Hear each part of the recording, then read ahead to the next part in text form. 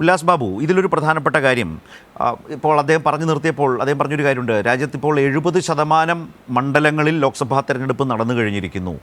തെരഞ്ഞെടുപ്പ് തുടങ്ങും മുമ്പ് നിങ്ങൾ രാജ്യമാകെ നൽകിയ ഒരു ആത്മവിശ്വാസമുണ്ട്. അതിൻ്റെ അടിസ്ഥാനത്തിൽ നിങ്ങൾ കൊണ്ടുവന്നൊരു മുദ്രാവാക്യമുണ്ട്. 400 സീറ്റ് എന്ന നിലയിൽ 4 സൗ പാർ എന്ന നിലയിൽ നിങ്ങളുടെ ഒരു മുദ്രാവാക്യമുണ്ടായിരുന്നു. അതിനെ പിൻപറ്റിയാണ് മോദി ഗ്യാരണ്ടിയൊക്കെ വന്നത്. അതെല്ലാം കഴിഞ്ഞ് ഓരോ ഘട്ടം പിന്നിടുമ്പോൾ എങ്ങനെയൊക്കെയാണ് മാറ്റം വന്നത് എന്നത് താങ്കൾക്ക് നന്നായി അറിയാം. അത് എത്രമാത്രം വിമർശിക്കപ്പെടുന്നുണ്ട്, അതിന് നിങ്ങൾ എങ്ങനെ മറുപടി പറയുന്നതെല്ലാം നമ്മുടെ മുമ്പിൽ വന്നിട്ടുണ്ട്. അങ്ങനെ BJP പ്രതിരോധത്തിലാകുന്ന, മോദി സർക്കാർ പ്രതിരോധത്തിലാകുന്ന നിരവധി ഘടകങ്ങളുടെ ഒരു പശ്ചാത്തലത്തിൽ നിങ്ങൾക്ക് വളരെ സുപ്രധാനമായി മൃഗീയമായി സീറ്റുകൾ കൈമാറിയ സംസ്ഥാനങ്ങൾ നിങ്ങൾക്ക് തിരിച്ചടിയുടേതായ ഒരു അന്തരീക്ഷം ഇത്തവണ വന്നുകൊണ്ടേയിരിക്കുന്നു. ഉദാഹരണത്തിന് ബീഹാറിൽ സീറ്റുകൾ നഷ്ടപ്പെടുന്ന സാഹചര്യം വരാൻ പോകുന്നു. മഹാരാഷ്ട്രയിൽ, ഹരിയാനയിൽ, അതുപോലെ ഗുജറാത്തിൽ സീറ്റുകൾ നഷ്ടപ്പെടുന്ന, കഴിഞ്ഞ പ്രാവശ്യത്തെ പോലത്തേക്കുള്ള ഏകപക്ഷീയമായി നിങ്ങൾക്കായിരുന്നല്ലോ എല്ലാ അവിടെയും സീറ്റുകളുടെ കുറവ് ഇത്തവണ സംഭവിക്കും. രാജസ്ഥാനിൽ സംഭവിക്കും. കർണാടകയുടെ കാര്യം, അതുപോലെ ദക്ഷിണേന്ത്യ പിന്നെ പ്രത്യേകിച്ച് പറയേണ്ടത്. അപ്പോൾ ആ നിലയിൽ എല്ലാ സംസ്ഥാനത്തും നിങ്ങൾക്ക് സീറ്റുകൾ നഷ്ടപ്പെടുന്ന ഒരു അന്തരീക്ഷത്തിലേക്ക് പോകുന്നു. ആ നിലയിൽ 70% തെരഞ്ഞെടുപ്പ് കഴിയുമ്പോൾ ഒരു പ്രതിരോധ അവസ്ഥയിൽ നിൽക്കുകയാണ് എന്നുള്ളതാണ് ചർച്ചയിൽ ഇതുവരെ വന്നത്.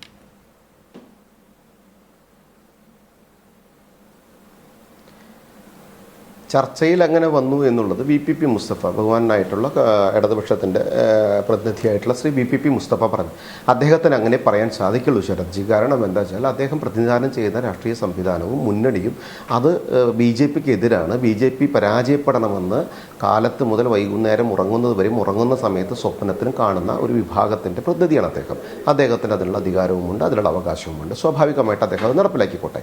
ഞങ്ങളെ സംബന്ധിച്ചിടത്തോളം ഇപ്പോൾ ബഹുമാനായിട്ടുള്ള ശ്രീ ശരത് അങ്ങ് എന്താ പറഞ്ഞത്, ഹരിയാനയിൽ, ബീഹാറിൽ, മധ്യപ്രദേശിൽ, ദക്ഷിണേന്ത്യയിൽ പിന്നെ പറയേണ്ടതില്ലല്ലോ, ഇത്യാദി കാര്യങ്ങളൊക്കെ അങ്ങ് പറഞ്ഞത് ഏത് കണക്കിൻ്റെ അടിസ്ഥാനത്തിലാണ്? അങ്ങ് അനുമാനത്തിൻ്റെ അടിസ്ഥാനത്തിലാണ് പറയുന്നത്. അങ്ങ് അവിടെ തെരഞ്ഞെടുപ്പ് നടന്നതിൻ്റെ അങ്ങയുടെ ആളുകൾ അങ്ങയുടെ ശൈലിയിൽ അങ്ങ് ചിന്തിക്കുന്ന സമയത്ത് അങ്ങ് പറയുന്നു, അത് അനുമാനിക്കുന്നു, ഇവിടെ BJPക്ക് തരംഗമുണ്ടാകാൻ സാധ്യതയില്ല എന്ന് അങ്ങ് അനുമാനിക്കുന്നു. പക്ഷേ അത് അങ്ങയുടെ പക്ഷം അല്ലെങ്കിൽ അങ്ങയുടെ പ്രതിപക്ഷ കൂട്ടായ്മയുടെ ചിന്താഗതികൾ അങ്ങനെയായിരിക്കാം, അങ്ങേക്ക് തരുന്ന ഫീഡ്ബാക്ക് അങ്ങനെയായിരിക്കാം. ഞങ്ങൾക്ക് BJPക്കോ BJPയുടെ നേതൃത്വത്തിലുള്ള NDA മുന്നണിക്കോ യാതൊരുവിധ തരത്തിലുള്ള കണക്ക് കൂട്ടലുകളും പിഴയ്ക്കുന്നില്ല എന്നുള്ളത് നിങ്ങൾ യാഥാർത്ഥ്യമായി മനസ്സിലാക്കിക്കൊള്ളുക. ഇതുവരെ നടന്നിട്ടുള്ള 379 സീറ്റിലേക്കാണെന്നാണ് എൻ്റെ വിശ്വാസം. 379 സീറ്റുകളിൽ ഞങ്ങൾക്ക് സ്വാഭാവികമായിട്ട് 260ഓളം സീറ്റുകൾ സിറ്റിംഗ് സീറ്റുണ്ട്. ഞങ്ങൾ അതിനേക്കാൾ കൂടുതൽ 225ഓളം ഉണ്ട്, 206ഓളം ഉണ്ട്, 260ഓളം സിറ്റിംഗ് സീറ്റുകൾ ഞങ്ങൾ കൂടുതലായിട്ട് ഞങ്ങൾ പ്രതീക്ഷിക്കുന്നുണ്ട്. ഞങ്ങൾക്ക് ഇനി വരാൻ പോകുന്നതിൽ 125 മുതൽ 140 വരെ സീറ്റുകൾ ഞങ്ങൾ മുന്നണി അടക്കമുള്ളവർ ഞങ്ങൾ പ്രതീക്ഷിക്കുന്നു. ഞങ്ങൾക്ക് അതിൽ വിജയം നേടിയെടുക്കാൻ സാധിക്കുമെന്നുള്ളത് തന്നെയാണ് ഞങ്ങളുടെ പ്രതീക്ഷ. ഇതിലെ ഒരു സംശയവും ഞങ്ങളുടെ പ്രതീക്ഷകൾക്ക് മങ്ങലേൽക്കില്ല എന്നുള്ളത് നിങ്ങൾ ഉറപ്പിച്ചുകൊള്ളുക.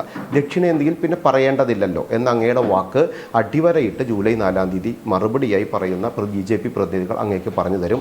ദക്ഷിണേന്ത്യയിലും BJP കുതിപ്പുണ്ടാകും, NDA മുന്നണി വിജയപീഠത്തിലേറും. അതിൻ്റെ കാരണം എന്ന് പറയപ്പെടുന്നത് 10 വർഷക്കാലം അധികാര ശ്രേണിയിൽ ഞങ്ങൾ ഇരുന്ന സമയത്ത് ഞങ്ങളുടെ നേതൃത്വം നടത്തിയിട്ടുള്ള വികസന അജണ്ടകളും ഞങ്ങൾ ഈ നാടിനോട് കാണിച്ച കൂറും ഞങ്ങൾ ഈ നാടിനെ കൈപ്പിടിച്ച് അന്താരാഷ്ട്ര മേഖലകൾ വളർത്തിയതിൻ്റെ വികസനവും ഞങ്ങൾ ഫ്ലോറിൽ ജനങ്ങളോട് സംവദിച്ചിട്ടുണ്ട്. അവിടെ നിങ്ങൾക്ക് കാണാൻ കഴിയാത്ത നിരവധി കാര്യങ്ങൾ അവിടെ നടന്നിട്ടുണ്ട്. നിങ്ങൾക്ക് കാണാൻ സാധിക്കാത്ത കുറേ കാര്യങ്ങളുണ്ട്. അത് നിങ്ങൾ ഒരുപക്ഷെ മനഃപൂർവ്വം കാണാത്തതായിരിക്കാം. നേരത്തെ VPP മുസ്തഫ പറയുന്നതായി ഞാൻ കേട്ടു. മോദി പത്രങ്ങൾ ചോദിച്ചു കെജ്രിവാളിനോട്. കെജ്രിവാളാണല്ലോ ഇവരുടെ ഏറ്റവും വലിയ നേതാവ്. ഇപ്പോൾ ഈ കെജ്രിവാളിനെതിരെ ആരാണ് സർ ആദ്യമായിട്ട് പരാതി കൊടുത്തത്? കോൺഗ്രസിൻ്റെ നേതാക്കന്മാരാണ്. കോൺഗ്രസിൻ്റെ PCC പ്രസിഡൻ്റായിട്ടുള്ള ഡൽഹിയിലെ ശ്രീ അനിൽ, അദ്ദേഹമാണ് കെജ്രിവാളിനെ അറസ്റ്റ് ചെയ്യണമെന്ന് പറഞ്ഞത്. അന്ന് ഓരോ ദിവസവും പത്രസമ്മേളനം നടത്തി എന്തുകൊണ്ട് BJP കെജ്രിവാളിനെ അറസ്റ്റ് ചെയ്യുന്നില്ല, BJPയും കെജ്രിവാളും തമ്മിൽ അന്തർധാരയുണ്ട് എന്ന് പറഞ്ഞ വ്യക്തികളാണ് കോൺഗ്രസ് അടക്കമുള്ള ഇന്ന് പ്രതിപക്ഷ കൂട്ടായ്മയായി നടക്കുന്ന നിരവധി ആളുകൾ. ഇപ്പോൾ കെജ്രിവാൾ അവരുടെ നേതാവായി മാറിയിരിക്കുന്നു. അവർ ചെയ്തിട്ടുള്ള ആരോപണങ്ങളൊന്നും ആരോപണങ്ങളല്ലാതായിരിക്കുന്നു. നല്ല കാര്യം, അവർ കൊണ്ടു നടന്നോട്ടെ. പ്രതിപക്ഷത്തിൻ്റെ ഉത്തരവാദിത്തമാണ് ഭരണപക്ഷത്തിനെതിരെ പ്രവർത്തിച്ചുകൊണ്ട് ജനങ്ങളാൽ പ്രവർത്തിക്കുക എന്ന്. അവർ ഉത്തരവാദിത്തം നിറവേറ്റിക്കോട്ടെ. ഭരണപക്ഷത്തിൻ്റെ ഉത്തരവാദിത്തമാണ് ഞങ്ങൾ ചെയ്ത കാര്യങ്ങൾ കൃത്യമായി ജനങ്ങളോട് സംവദിച്ചുകൊണ്ട് 3-ാം തവണയും ഞങ്ങൾ അധികാരത്തിൽ കൊണ്ടുവന്ന രീതിയിലേക്ക് പ്രവർത്തനം കൊണ്ടുപോവുക എന്നുള്ളത്. ആ പ്രവർത്തനം ഞങ്ങൾ നടത്തുന്നുണ്ട്. ഞങ്ങൾക്ക് ഒരു കോൺഫിഡൻസ് കുറവുമില്ല.